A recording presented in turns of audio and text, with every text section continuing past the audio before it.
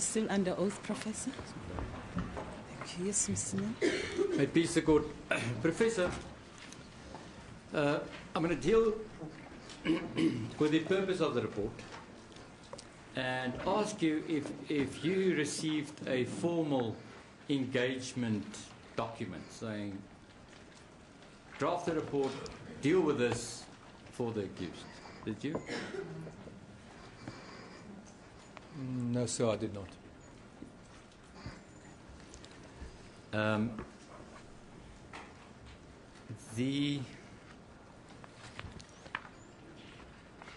Did you deal with the purpose of your report anyway?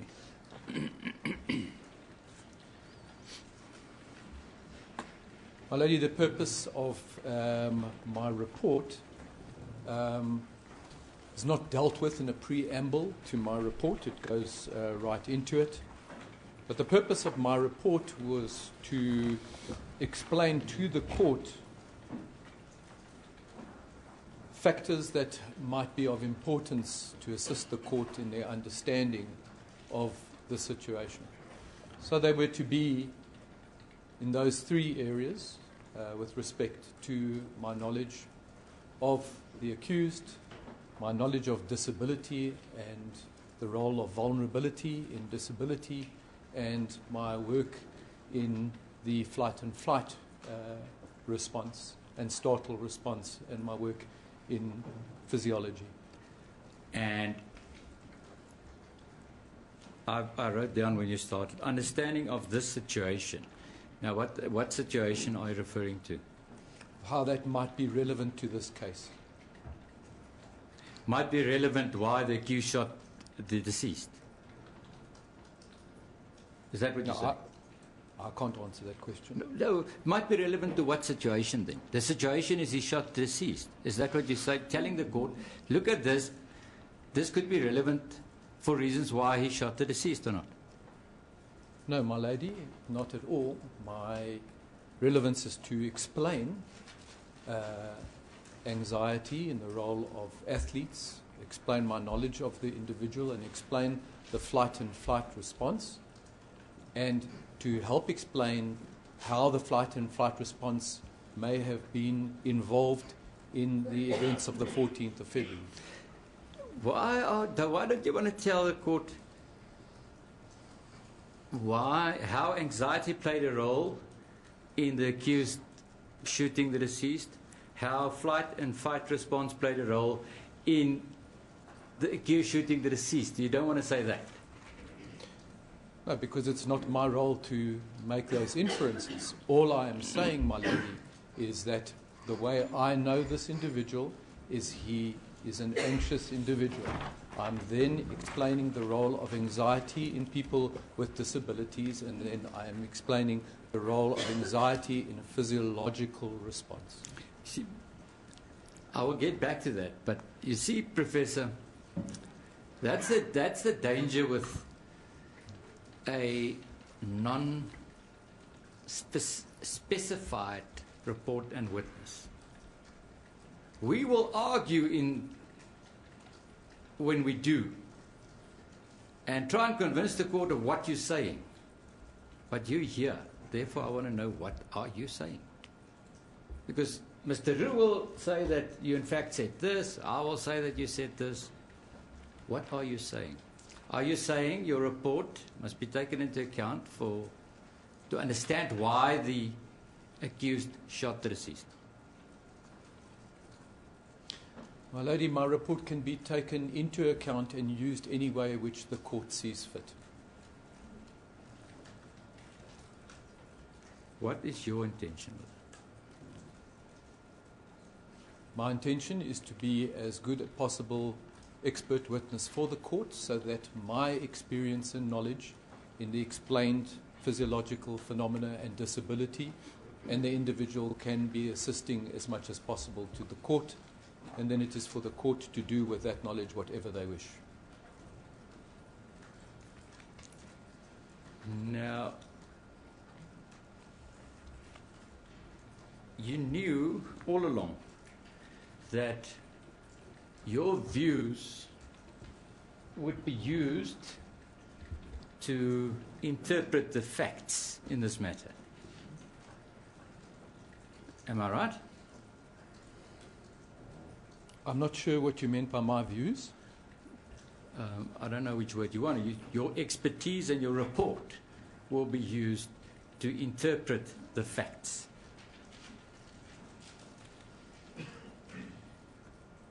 Well, I have, if you look at my concluding remarks, I have explained how, in my opinion, that could have happened. So that is how I have concluded my report. You see, Professor, let us deal with the questions. The question is, you all along knew that your report will be used to interpret the facts. That's a question. The answer is either yes or no or explanation, but just deal with the question. Mr. Nell, sorry, my lady, the facts are as they are. I'm not using them to interpret or to do anything of the like. See? So I'm not using them for an interpretation. What I am explaining is how these factors and the physiological responses might have taken place and been appropriate or applicable to the situation that occurred. I find it troubling that I have to repeat this question for a third time. You knew all along that your report will be used to interpret the facts. It's the third time that I'm asking this simple question. Well, I suppose, my lady, that in some instances that is correct, because I am describing certain of Mr. Pistorius's clinical characteristics. I'm describing certain medical aspects, and of course those are to be taken into account. Why would that be so difficult to answer? Why did you not want to answer it? Because If that's the answer. my lady, because I was uncertain what Mr. Nell was asking about. No, Professor, to avoid this again, please, if there's any uncertainty, direct your uncertainty to the court so that we can move on the questions. Is that fine? I did so. Professor, now, was there a reason why you needed the facts from the accused? My lady, I had to hear from the accused what happened firsthand. I was not prepared to actually not understand what had happened that evening. Why was it important? Why was that important? I felt that that was very, very important for me to gain an understanding of what happened here. I, in fact, wanted to find out from the accused exactly what happened, because had I any doubt of my feelings, I would not be standing in this situation here today. You see, the interesting aspect is, if that was so important to you, why did you not write it down? Why did you not take note of it? Because that is important. You say that's an important aspect, and I would expect you to have a note on it, but you don't. I'm not certain what note Mr. Nell is referring to. When you consulted with the accused on the first occasion, you asked him what happened, did you write that down? No, I didn't feel I needed to. Why? You say, you indicated to the court how important that was to you, and you did not write it down. Because to me, the specific details were not that important. I was wanting to know what actually happened that evening. Was Mr. Pistorius on his stumps or was he not? That was very, very important for me. Okay, that way. Was he on his stumps or not? Yeah. And that was the one important thing. What else? My lady, I know that the detail of what happened, that is why I was I requested to actually look at the record so that before I came before you, I would know from the record as well the specific details. Professor, please, you know what happened now? I said, we have one instance. Was he on his stumps or not? Then I ask you, what else can you remember? And you say, no, I had to read the record, my lady, and. Why? Because that is the truth. That is the truth. My report is a culmination of what I have gained from speaking to the individual and from reading the record and then re-speaking to the individual. An interesting comment you made. You wanted to discuss the facts with the accused again because there were certain things that didn't make sense to you. Is that true? Correct? Yeah. Is that so? So you confronted him with certain things. Yes. Do you have a note on it?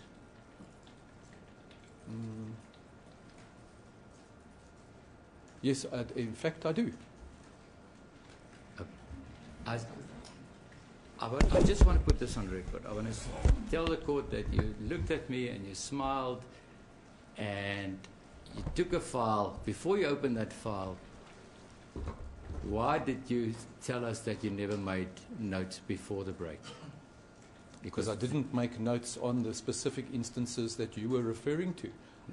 You asked me if when I asked him to come back for specific purposes, what those specific purposes were, and on those instances I did make notes.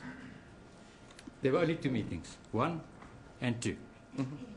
And I asked you if you made notes on any of those. You said no. So I'm concerned. And we'll check the record.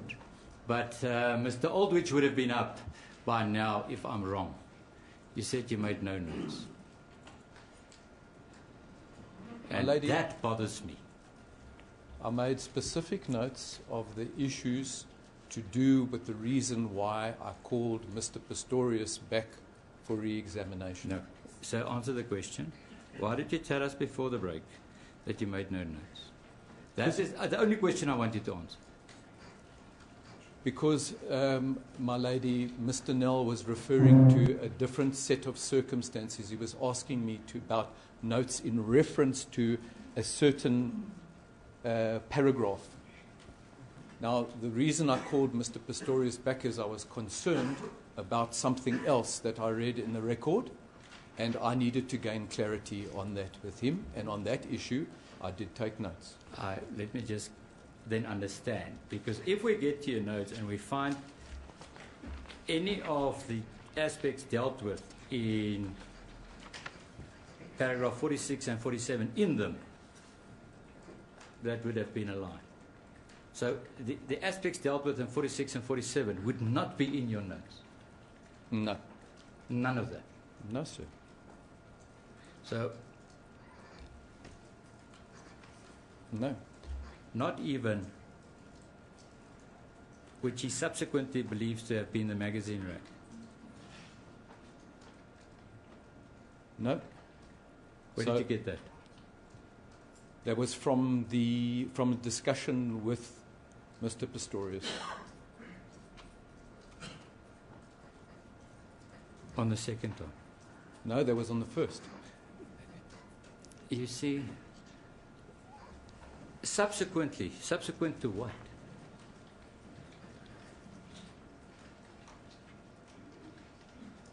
Sorry, I don't understand your question. No, you say, which he subsequently believes to have been the magazine. Subsequent to what? To hearing the sound. Yeah. He heard a third sound. And then you describe it, which he subsequently believes to have been the magazine rack. Yes, subsequent to the other sounds. No, that's not. I cannot interpret it like that. No, it can't be. Please read it, Professor. You cannot say that refers to subsequent to sounds. It's a clear sentence. Having been confronted with what he believed was an intruder in the toilet, he heard a third sound. Then you describe the sound, which he subsequently believes to have been the magazine rack. Subsequent to what? Well, maybe I've used the wrong grammatical word there, but it means the following sound or the next sound. I mean, no, you can't get away with that, Professor. It cannot be. It cannot be. You're trying to get out of answering this question. There is no way that you would have constructed that sentence to believe something different.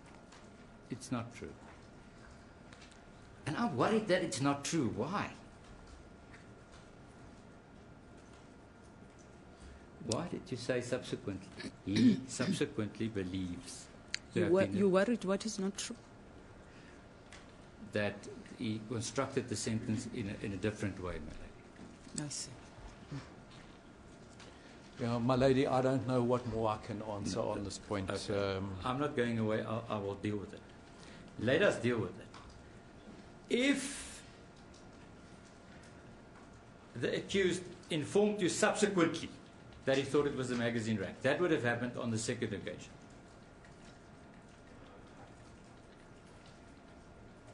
Am I right? My lady, the magazine rack and the sound described by Mr. Pistorius was, I recall, told to me on the first occasion that I met with him. And that we have to just accept. So subsequent, why would you say subsequent? Why would you say subsequently believes? That I don't understand. Subsequently believes is later. I can't answer Mr. Nell's question. No, sir. I'm going to ask you one last. I'm going to give you one last opportunity. That sentence, in the way you want to describe it, doesn't make sense. But why? Yeah. Mr. Nell, sorry, my lady, I cannot answer about this order. It's, I believe, subsequent to the order of the sounds, the second sound, and then subsequently a third sound. My lady, Mr. Nell, doesn't like the way it's written, but there's nothing sinister in how that has been written. But one thing we know is that you don't have a note on what the accused explained to you about what happened on the first occasion, and you don't have a note of what he explained to you what happened on the second occasion. No.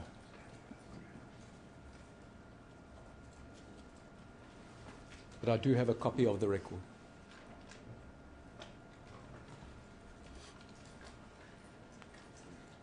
Now, you can understand, and I will consult before we finalize the cross-examination. I just want to see if I understand it.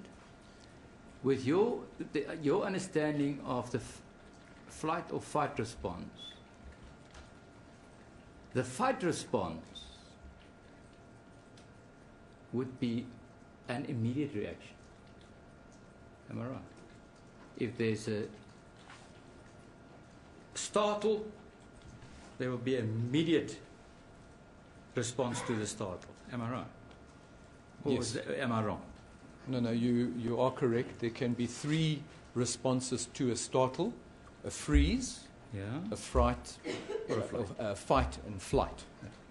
But whatever, if it's freeze, it's an immediate freeze. Startle, freeze. If there's a flight, it's a startle and I would flee. And if it's a fight, it's a startle and I fight the response. The startle response is immediate. Yeah. So the stimulus comes into the brain. That response, which is an immediate physiological response of the eyes blinking and the startle, is immediate, but the flight and flight takes place, or the freeze, in the ensuing time period. It doesn't take place a day later. It takes place in a certain period of time. But that period of time, it could vary. I can't tell you exactly what the specific time period is that could elapse in that. Okay. But it's not necessarily immediate and automatic.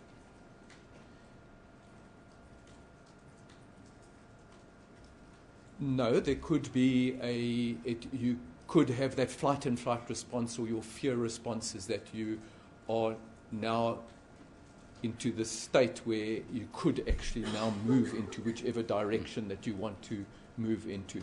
Yeah. But listen to me. Or please listen to the question. I want to understand it, that's all. If there is a startle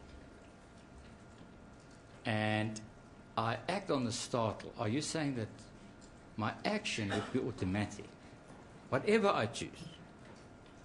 Or would I be able to think how I'm going to deal with the startle?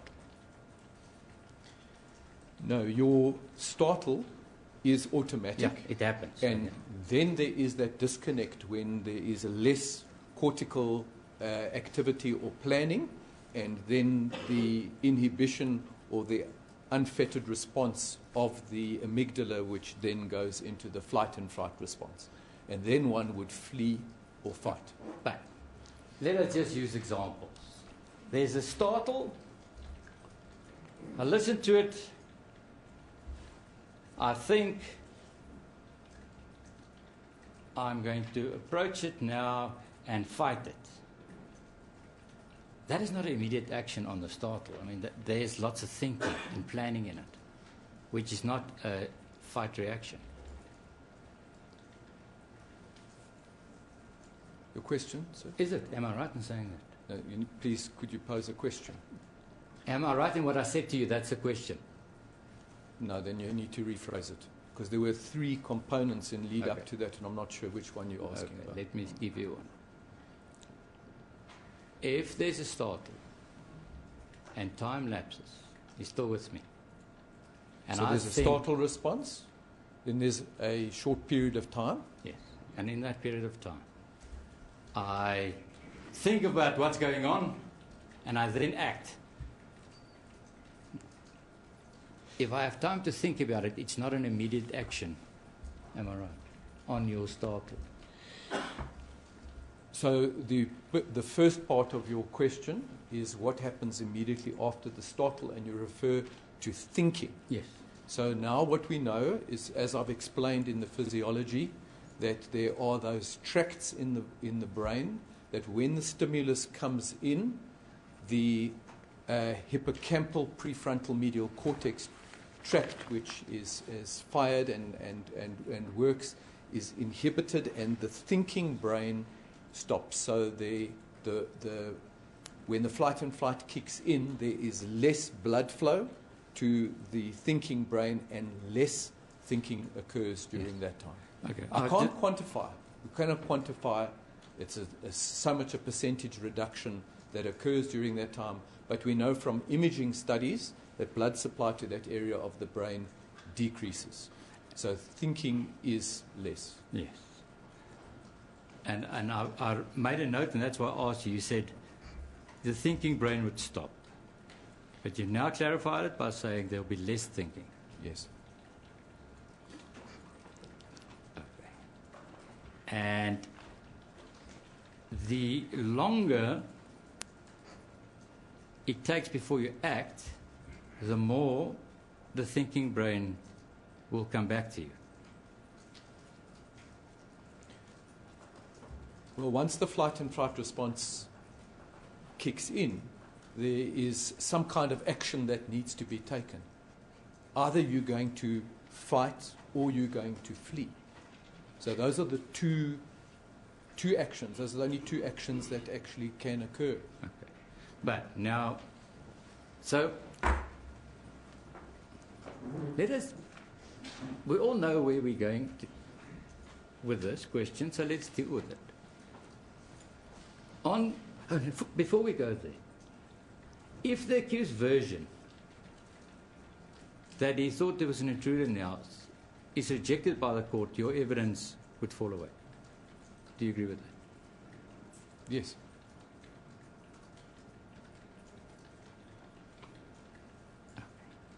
So you make Sorry, no- can I yeah? just understand you properly? Can you rephrase it? If the accused version that he thought there was an intruder in the toilet is rejected by the court, will your evidence fall away? So if the accused version is false, would Yes. my version not hold? Yeah. So all the physiology and all of that I have spoken about would still hold, because that's the physiology, my lady.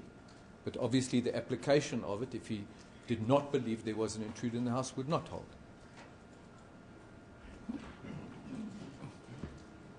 What physiology will hold? Like what? If the court rejects his version that he thought there was an intruder in the house, so, and what should be still taken into account? My lady, quite simply, all of the studies that I have produced, those would still be clearly true. But the application of them in the setting would not hold. The one thing we have to inform the court is, are you saying that, or rather, let me rephrase, Mr. Pistorius himself has not given evidence that he was ever the victim of a crime because he was a disabled person? Can you deny that?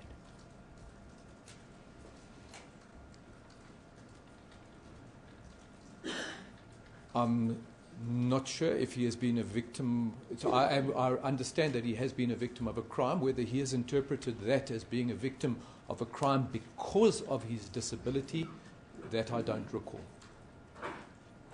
So, if you don't recall it, then you agree with me that we're not dealing with even a perceived attack on the accused because he's a disabled person on the night. My lady, you would need to ask Mr. Pistorius about his feelings about if he feels under threat about being a disabled person. What I have said is that there is very good reason for a person who is disabled to feel threatened. And there is a lot of evidence, very strong evidence for that. So I think that that is the important thing here, is that one can't project on to any particular individual if they have felt threat or not because they are disabled. He might not say that. But the facts remain is that attacks against people with disability are much, much higher, and there is reason for people with disabilities to feel threatened. That was my point. Yeah, no, I know what your point is. I'm making a different point. The different point is not even Mr. Pistorius perceived the attack by a burglar on the night to be linked to his disability because he was disabled. Will you at least agree to that?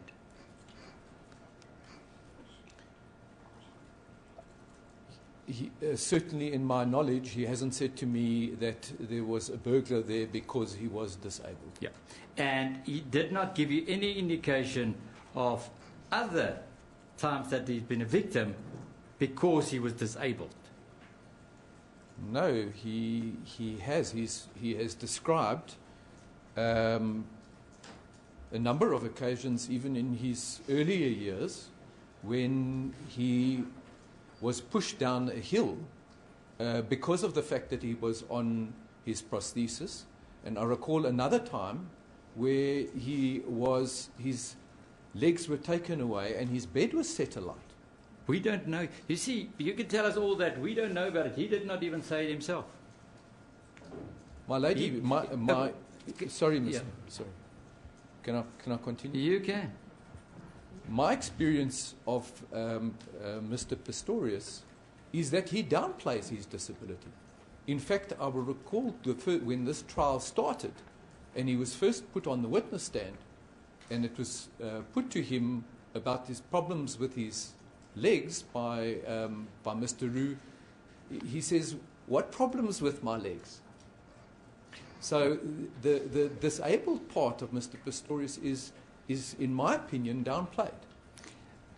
Now, what we now have is, the court should rather accept what you say and not what he's saying, because we cannot believe everything he's saying because he's downplaying it. So the court should rather believe you. My lady, I'm not saying that. I'm giving you my opinion standing here. What you do with my opinion is up to the court. I'm not usurping that role. But let us just deal with what Mr. Pistorius has said. You've read the record. He's never indicated that he's ever been attacked because he's a disabled person. And neither, yeah.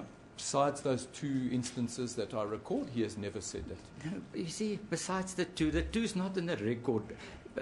You see, that is where bias comes in. I put to you a statement saying, in the record, he's never indicated that he's been a victim of crime because he's a disabled person. You answer, besides the two he told me. How can that be an answer to my question? Then, my lady, I misunderstood Mr. Nell's question. I didn't realize he premised it by saying, in the record. Why would you not understand that? Because I didn't hear you or didn't listen to you carefully enough to hear you saying, in the record, if that's indeed what you did say. No, so if I'm aware, my lady, of him in the record saying anything about him being attacked as a disabled person, the answer is no. That is not my knowledge that he has said that. Professor, I am not walking away from this. I will argue that it shows your bias. Because why would you not hear me referring to the record if everybody else in this court did? Mr. Nell, no. I don't think that's a fair thing to say to this witness. Why may I rephrase? I withdraw the question, Brady. May I rephrase? Yeah. Why did you not hear me say, refer to the record? Maybe I was not listening well enough, my lady. If that is indeed, I'll need to reread it. Reread what? To actually say if you will find out if that is indeed the truth. I didn't hear it. I'm sorry, my lady. Okay. Now, if we deal with the flight or fight response, on your version,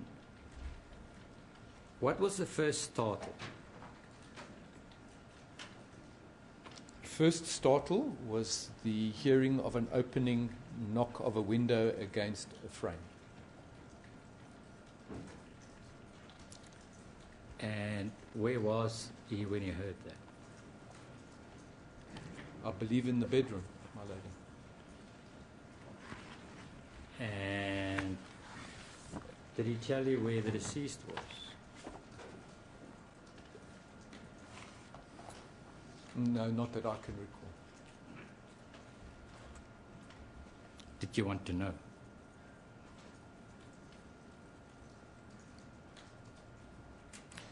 As far as I understand and recall our discussion, he had just spoken to her and he understood that she was lying in bed next to him when at first recalled.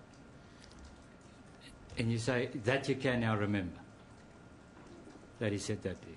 Well, I have recorded that to you now. Because you remember it? Yes, I've thought about it. Okay. And when that's on your version, when the startle happened, the fight response is getting his gun.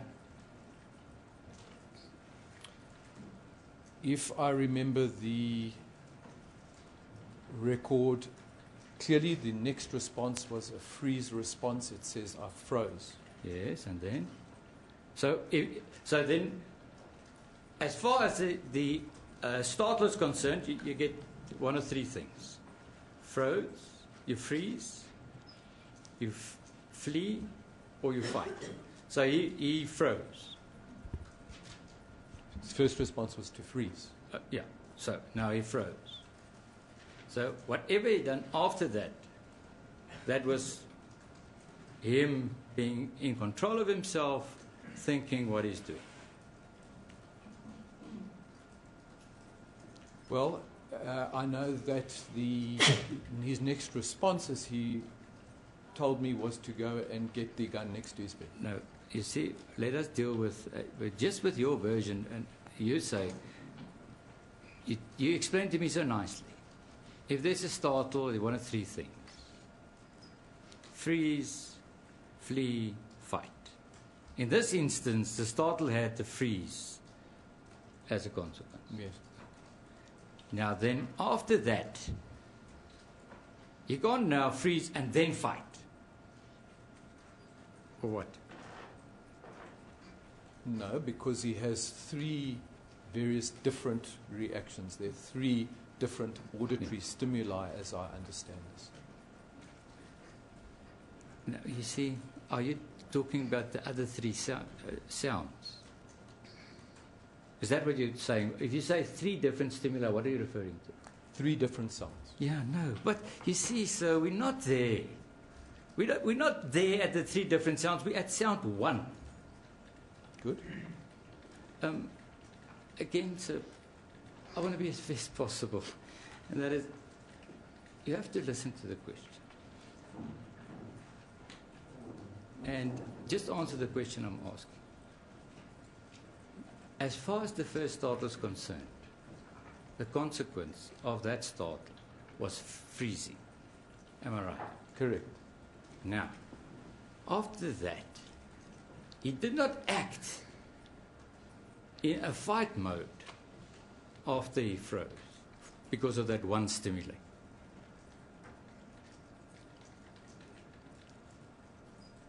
Sorry, Mr. Nell, you're putting statements to me and expecting me to respond. Yes, did he? Let me do it. Did, after he froze, did he act in the fight mode because of the same startle? No, he didn't. He went and in that response, he went to go and do something. Good, so what we have now, at least, is when he armed himself, he wasn't acting in the fight mode. No. That's not what I said. That's how I understood you. No. So he has a startle. He hears the sound. That I agree that there is some element of thinking there, but he goes and he gets his gun. That fright and flight response, there's not saying that flight and fright response doesn't happen there. Okay, but what you will concede is there's an element of thinking. There is indeed, because he realizes he's got to get his gun. Yes. Now that element of thinking is more than that immediate response on a startle. You said to the court. The immediate startle response is that eye blink and the rapid movement of it's the fright. Yeah, but the immediate response was when he froze. Yes. Then he started thinking that he should arm himself. Am I right? Yes. But that thinking takes lots of aspects. Let's unpack it. He must think where my gun is. That's the first thing that he has to realize. Am I right? Yes. But it goes further. It's not at its usual place, that gun. Because he would usually sleep on the right-hand side. So you must think, I must get my gun. My gun is not at the usual place. It's on the left-hand side of the bed. So, I mean, that is thinking. Am I right? Yes. Okay. He must then go towards his gun, look for it where he put it, and find it. That is thinking. That's all implies cognitive function to get to that in order to fulfill your fight and flight response. No, but you see, the fight response started now moments before. Moments before. That's now done. Because, let me rather say, am I not right? The flight and fight response happened moments before. That's now over. Am I wrong? No. After the startle, the flight and fright response occurs. So, are you saying that the first startle would have been enough for the flight response to kick in and for this whole incident to happen? No. Okay, good. Okay, if we have that, let's just deal with that. You would expect a second or a subsequent startle. Am I right? I'm not sure what you mean. No, you see, I said, the first start would have been enough for the fight response to kick in to explain this whole incident that happened. And you said no. Because I'm aware that there were 2 further flight and fight responses. Forget what we're dealing with the first one. Would that in itself have been enough? Enough for what, sir? For the incident to happen. For which incident to happen? The killing. But it didn't. We know that the outcome of that was that the accused went and got his gun. So, you see, you told us that you're sharing your expertise. You don't really apply it to the facts. And all I ask you is your expertise. In your view, would that first startle have been enough? Forget about the facts because you're not applying it to it. My lady, I cannot answer Mr. Nell's question because it is very vague. He's asking, all I can say is that a flight and fight response occurred.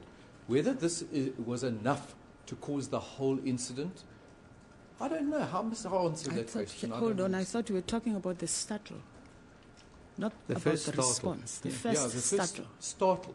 It Yes. didn't. It didn't cause the whole incident. Okay. So I can't understand the point that Mr. Nell is making.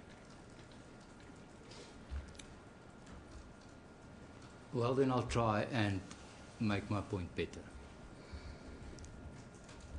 You indicated when I started that you want to share your expertise with the court. Am I right? You're not necessarily applying it on the facts. Am I right in saying that? Yes, that's correct. And your expertise also deals with the flight or fight response. The startle that lead to a flight and fight response. That is also your expertise. Correct. Now, in an incident like this, where there's a startle with the accused finding a gun, knowing where it is, getting the gun to fire, going to the bathroom, killing someone, would that still make sense to you if there was just one startle?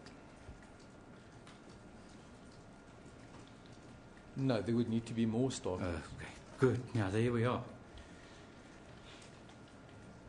Why? Because of the period of time that elapsed between that first startle and the reaction. Why? Why is the period of time important?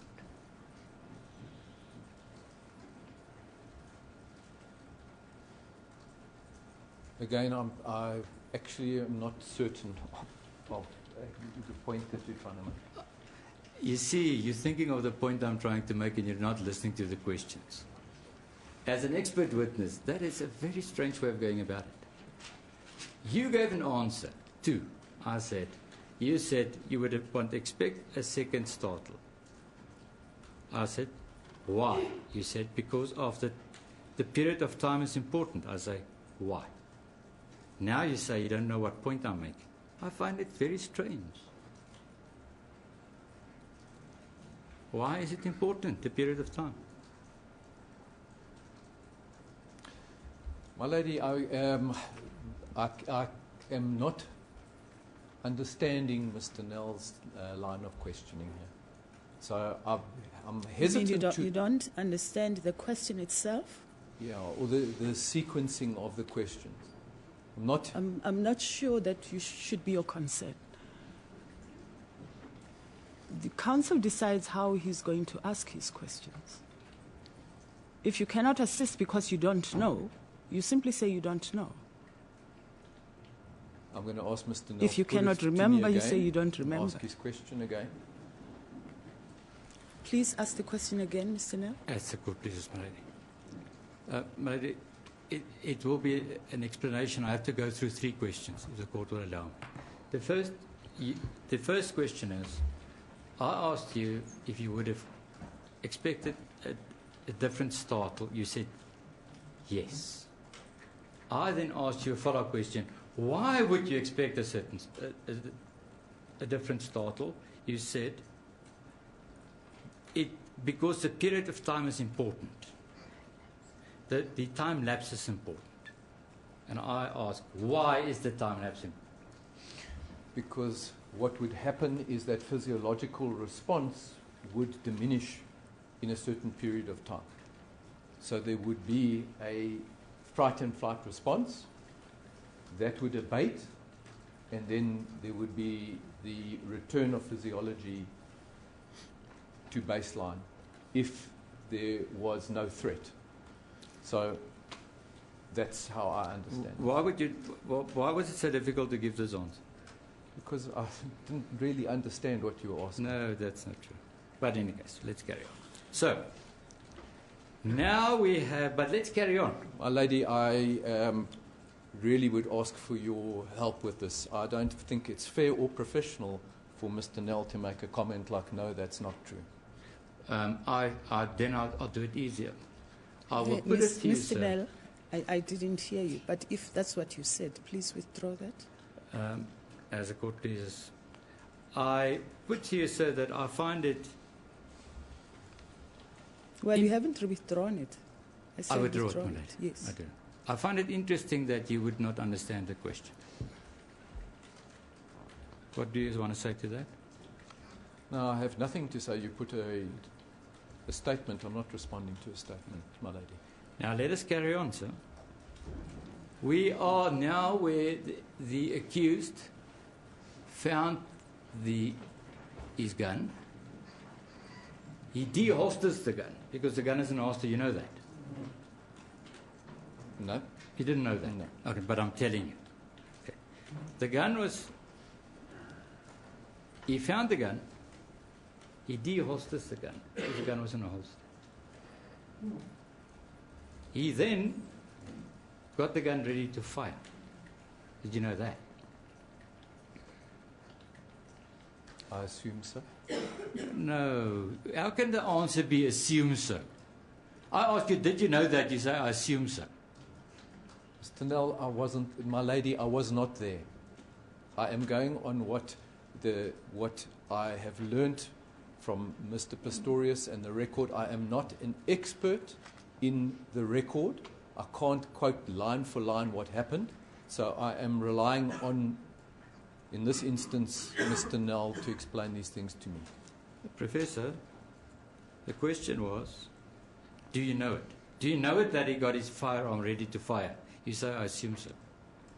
That is the issue that I'm taking on. So you are telling me that.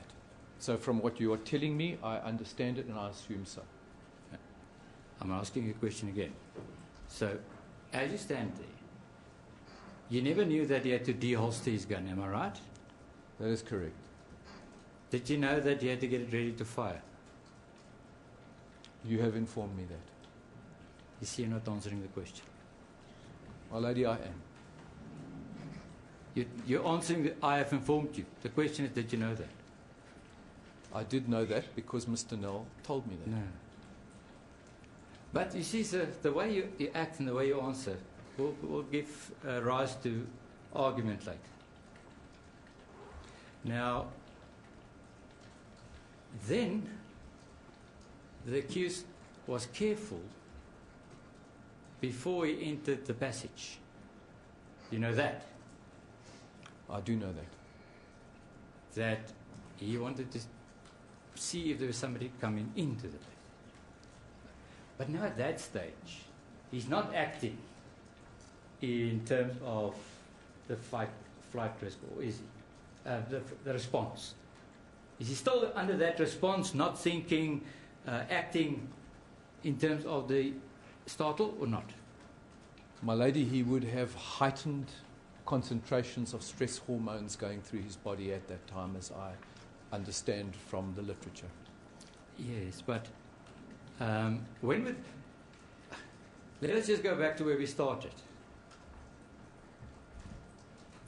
Remember I asked you if you would have expected more than the initial startle, and you said yes. Yes. Okay. Now, just on your own version, where is the latest that you would have expected? Latest in terms of event sequence of events from the room to the bathroom. Where would the latest have been that you would have expected a second startle? My lady, I can't make head or tail out of that question. I'm sorry. Well, let us say you said you expected a second startle. Where would that have happened? When would the first startle's effect?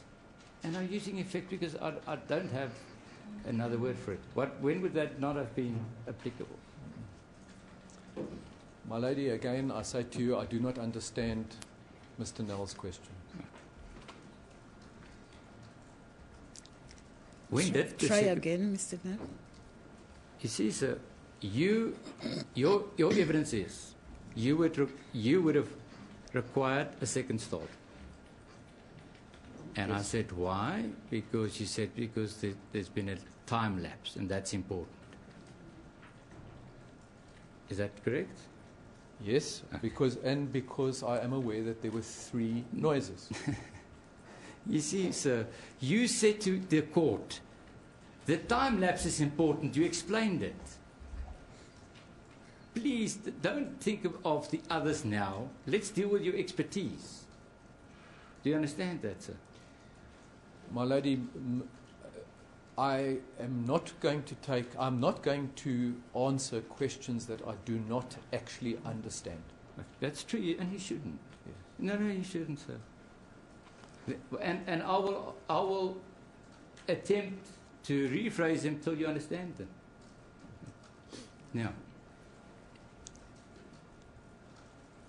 you said the time lapse after the first startle is important.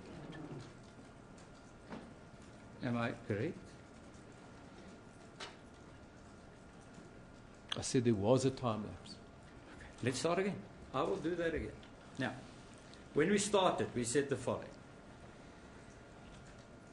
Would one startle have explained the whole sequence of events from where he was in the room, getting his gun, going to the bathroom, shooting the deceased? And you said, no, you would have expected more than one startle. Am I wrong in saying that? No, I did say that. My lady, I think I realize what the discrepancy here is between Mr. Nell's questioning and my understanding. You see, I am already aware of the fact that there were 3 responses here. So he is trying to get me to deviate from that by saying, what if there was only one startle? Would it have been good enough to cause this response? I can't be an expert and Professor, I thought you had answered that. You had answered that question. Yes. About the first startle. Yes. Can you just give Mr. Nell a chance to go step by step? Yes. Obviously, the other startles will come in, the other sounds will come in at the time that Mr. Nell asked the question. My lady, I understand that what I'm appealing to you is that he's asking me about his question was, would one startle be enough for all 3? Now, you see, my mind is already influenced by the fact that I know that there are 2 other startles here. But you did answer that question. Yes, now I understand that. So that is not where the problem is. No, the problem is that understanding these questions in light of the fact that I do know that there are 2 more noises coming. I'm having difficulty answering very important questions. That here I know a set of circumstances, as has been told to me, and asking what if there was 1 or what if there was 2. I'm sorry, Mr. Nell. That's. Please address support, sir. You see, Professor, that is the one issue that where I started, is that an expert in his field would be able to do that, to just give the court the benefit of his expertise and not be so consumed with the facts. And that's all I'm dealing with. Don't you agree with me? My lady, what I'm finding here is Mr. Nell's questions are not direct enough to me to answer these questions. Okay, so please let's try again.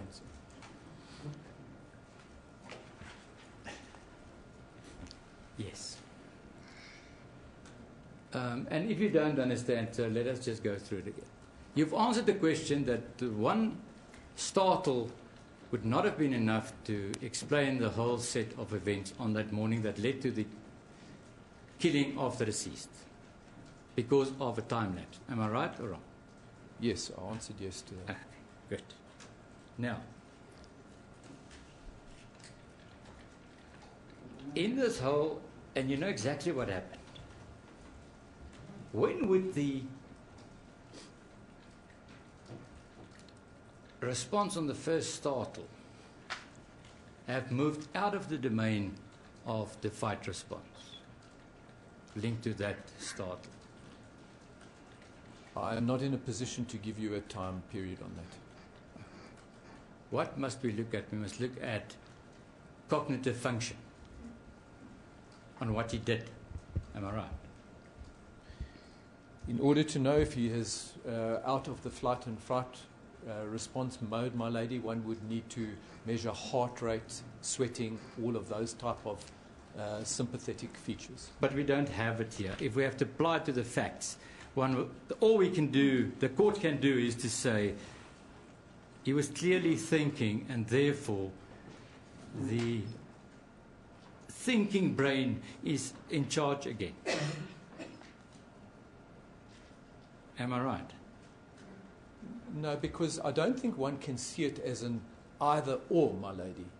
You know, you do have some cognitive function, even if you're in a fright and flight mode.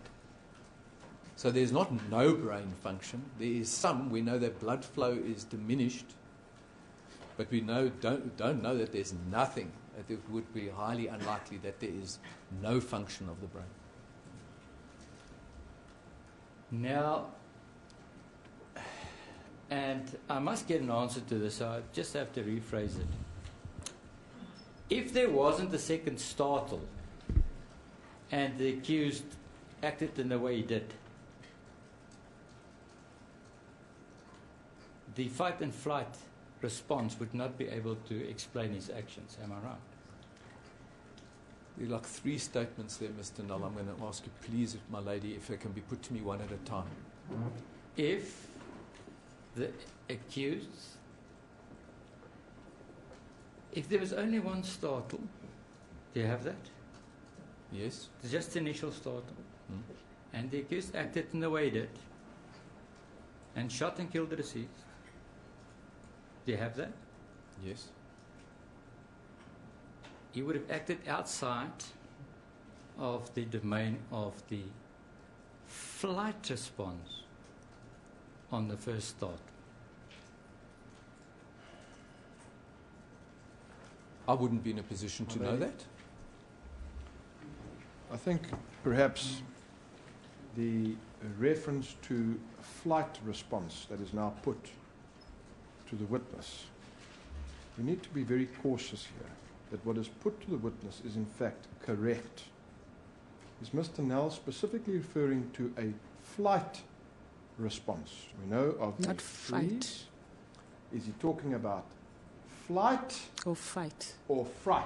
Yes. Mr. Nell made the submission, put the question, flight. He's wrong if he does that. Thank you. Thank you for picking that up. May I ask, is that what you did you understand me to refer to a flight response, or did you understand me to refer to a fight response? No, you did say flight. Forget flight, fight response. Would that be outside of the domain of a fight? Would that help you if I change it to fight response? So please put it again to me. Okay, well, there's a first startle. The accused acts in terms of a fight response, arms himself, acts in exactly the same way as he did, and he then shot and killed the deceased. That his last action of shooting and killing the deceased would be outside the domain of the fight response. I cannot conclude that, my lady, because how do we know that? One would need to know that the fear and the whole sympathetic nervous system was withdrawn at that point in time. So we're talking about a time period. I can't tell you what that time period is. To my knowledge, those studies do not exist. So I cannot tell you that that would be the case. You see, sir, it's the most amazing thing because, in fact, you have answered the question earlier. You said you would need a second startle. Now you're saying, I can't say. Why? My lady, because of the fact that I know there were 2 other startles. So again, we come back to the same thing of a hypothetical situation and the actual situation which we know to have occurred. Professor, all I'm dealing with now, and please, if you don't understand, address it to the court.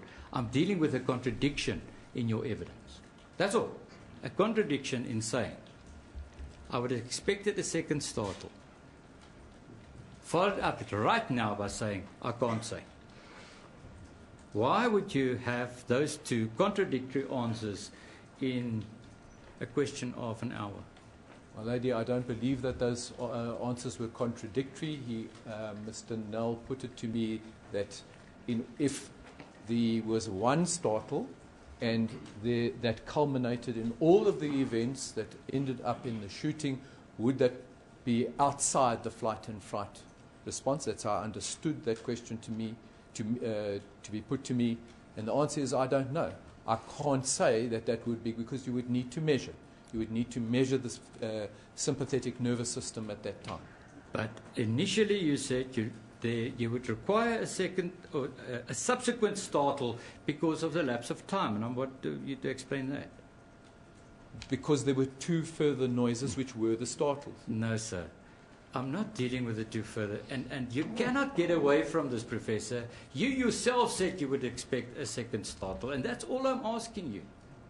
Why did you say that initially? My lady, because there was a second startle. No, you see, Professor, as an expert, that question is interesting. You yourself clarified the fact that you were referring to the other 2 startles. Remember, you said, I now understand, I must forget about that. Am I right?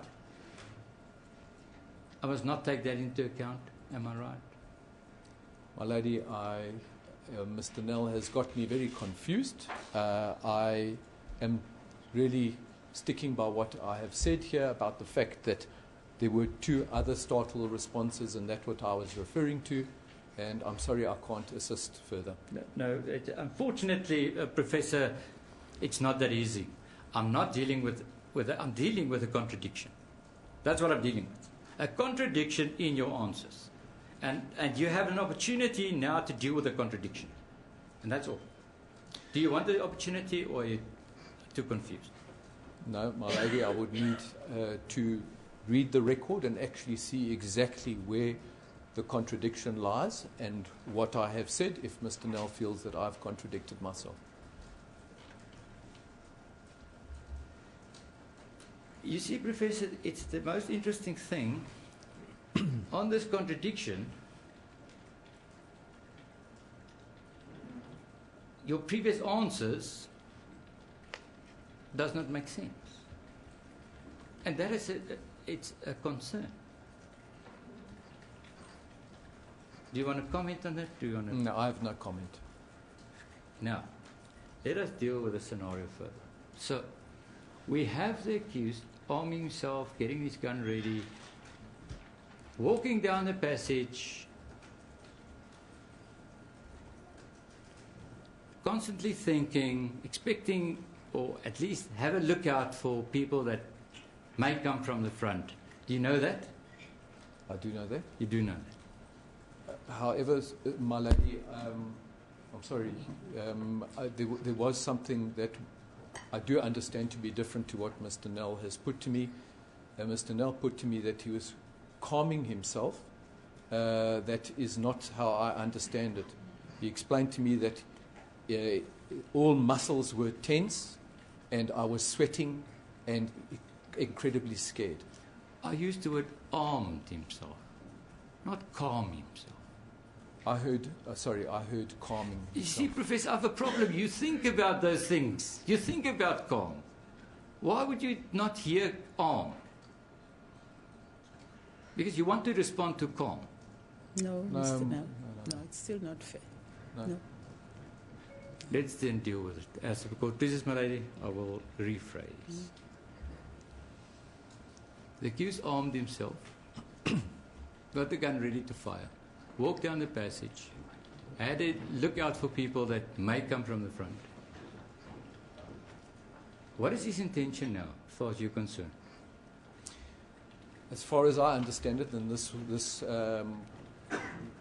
was where I specifically asked him because one of the elements in the record was a comment from the accused saying, "My lady, I ran." And that's what I did not understand, and that's why I wanted to speak to him again, because I did not understand that. No. So I understand that he moved down this corridor. I was interested in how he moved, and I understand that he moved on his stumps with one hand against the wall, with the other hand out in front of him. Did you read that he ran down that passage in the record? There was a statement at some point in time saying, "I ran." No. Please, Professor, think carefully and just listen to the question. You confronted him with this. Did you confront him with this because you read it somewhere? Or you heard it somewhere? What was it? No, it was in the record. Somewhere along this description was the words, "My lady, I ran." No. You see, that is because we don't have all those notes.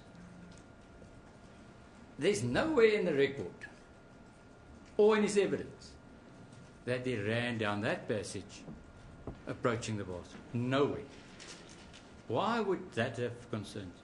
Because, so that is, my lady, that is when I asked him how he moved, because that was the purpose of bringing him back to see me, because I wanted to clarify that. But I know that he moved down that corridor. I don't say that that was where I saw I ran. In fact, he stated to me that he moved slowly down that corridor with one hand against the wall, with the gun in the other hand. You see, I find it interesting because, in fact, you stopped me and you wanted to tell the court that this is the one aspect that you dealt with. And I'm now telling you, what? I don't want to confuse you. You stopped me and you wanted to say that there's one other thing that you want to tell the court. And that's the RAN. No, I was explaining to you why I brought him back and when he described to me how he moved at this point of time down the corridor. Because you read somewhere that he said he ran down that corridor. Where did you read that? It was in the record. That when, on the first occasion, from the bedroom, he ran to the bathroom. You read it somewhere in the record? It was somewhere in the record. I don't know if that was at this particular stage of the proceedings. Okay. Let me just write that down. But may I be granted 5, maximum 10 minutes into the lunch hour, my lady? If I could just finalize this one point.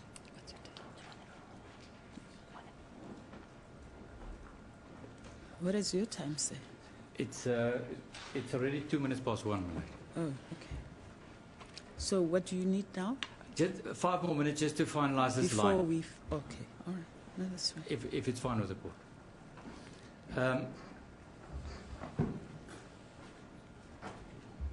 So, there are 2 things here. Firstly, you yourself linked the RAN evidence to this occasion. when he armed himself and he was on his way to the bathroom. No, I linked that to the reason why I brought him back when he spoke to me about how he moved. Yeah. But when we were busy with him moving from the room to the bathroom, and you said you wanted to clarify if he ran there or not. No, that's why we're not understanding each other again, my lady. That is when I actually brought Mr. Pistorius back to explain how he moved to me. And he then said to you, he never ran. No, from what I understand, he moved cautiously down that passageway with his hand on the side out to them, and as I've explained, with his other hand out forward. Just listen to this question. Did he say to you, he never ran? I can't recall his exact words. Okay. So. But whatever his words were, your understanding is that he said to you, I did not run. I moved cautiously. Well, he explained his fear to me then. No. Sir, why would you now? You see, sir, biased. I think you're biased because why would you talk about fear when we're talking about running or walking? My lady, because that is what has been explained to me by Mr. Pistorius. Now, My lady, with reference to, and I don't want a scenario where a misleading statement is put to the witness. I respectfully refer your ladyship to page 1762 of the record. Because perhaps Mr. Nell should put it as it was put during the trial. That will then avoid all this uncertainty. And at 1762 of the record, in fact, Mr. Nell put it to the accused, and that is why you stormed, you wanted to shoot. We are talking about 2 separate times in the evening. I did not storm to the bathroom, my lady. I ran to get to where the passage began, and then I walked extremely slowly and cautionary. If one is going to deal with this in the form of cross-examination, then one should do so accurately and refer to the exact evidence that had been given. Then we won't have the uncertainty that has arisen. The witness's evidence is clear with regards to the so-called running. But Mr. Nell must put it to him correctly what the evidence was as to when that occurred. If we have a reference to the record, we will avoid these uncertainties that develop in the proceedings, my lady. 1762 clearly reflects the correct position. As your ladyship please. I will deal with the correct position after the lunch adjournment, if the court will take the lunch adjournment now.